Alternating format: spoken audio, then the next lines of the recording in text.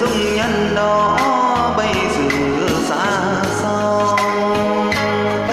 Em có còn đôi má nào như ngày nào,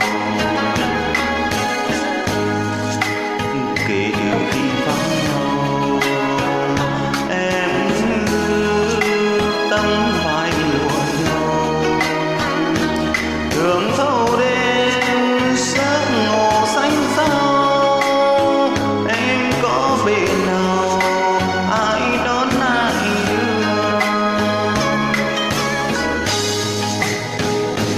cuộc người là bánh tráng là giao thừa, thương em tiếng hát sang mùa.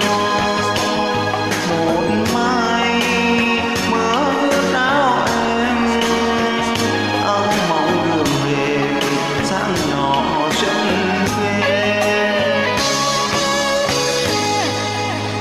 Đôi khi trộm nhìn em, xem đôi tay săn phong trần năm xưa.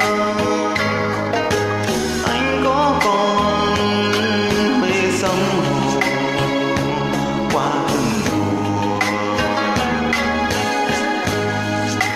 kể từ khi vắng anh em như tấm vải lụa nhau, đến thâu đêm giấc mộng xanh sao. Anh có bên nào ai đón ai đưa,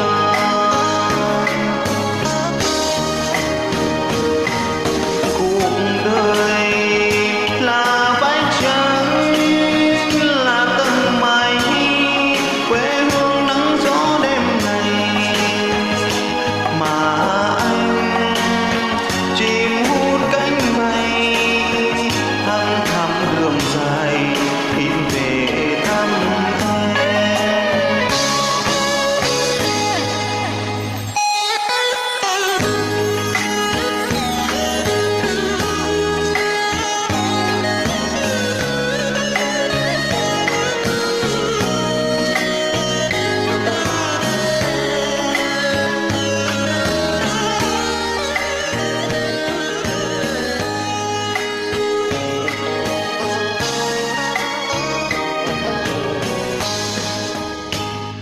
Đôi khi trộm nhìn em, soi dương trang điểm cho đời thêm tươi.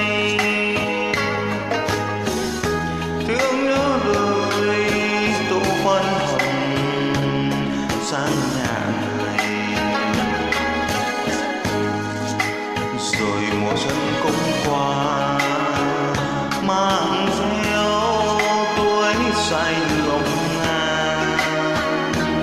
Đến qua đêm tính tròn tương lai, mơ thấy một người còn níu chân cha.